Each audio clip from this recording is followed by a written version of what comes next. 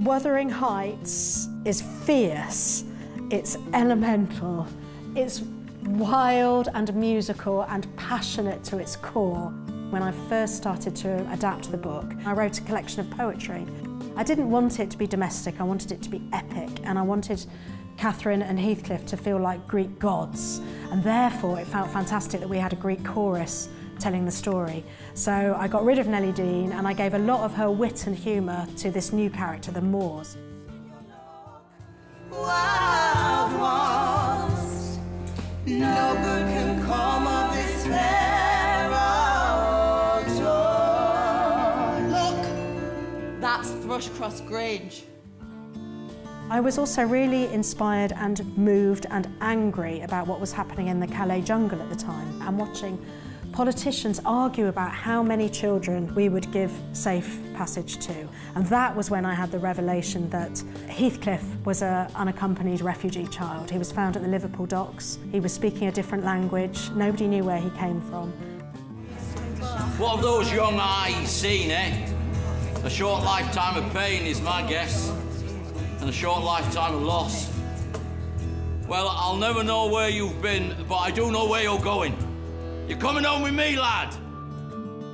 It's not the teenage Emma Rice that's made this show, it's the adult, angry Emma Rice, and that's at the heart of the chorus, and that's where I wrote, be careful what you seed. They say be careful because everything creates a response. I first read Wuthering Heights when I was a teenager.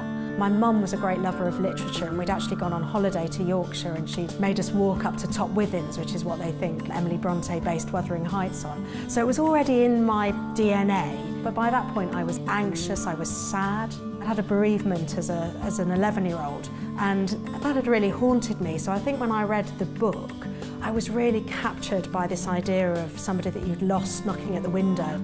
I think there's something so emotional about Wuthering Heights. There is romance, there's pure romance really, with young Cathy and Hareton. Cathy and Heathcliff, I mean, they have a bond that is sort of beyond romantic.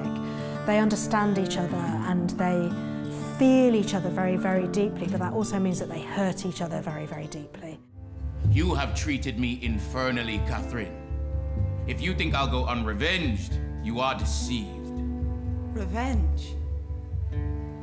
On me? No, not on you. Never on you. I want the audience to go home with a renewed sense of empathy. How do we find the life force? How do we keep putting one foot in front of the other? And how do we really fight to find the hope? It's been the most fantastic company, and we've found our own hope, and we've found our own romance. We've made music together, we've danced together, we've actually made a show together, and it's funny, I feel like I'm reaching through history and holding Emily Bronté's hand and saying, you know, we can still do this, and yes, there's rage, and yes, there's upset, but there's something to look forward to as well.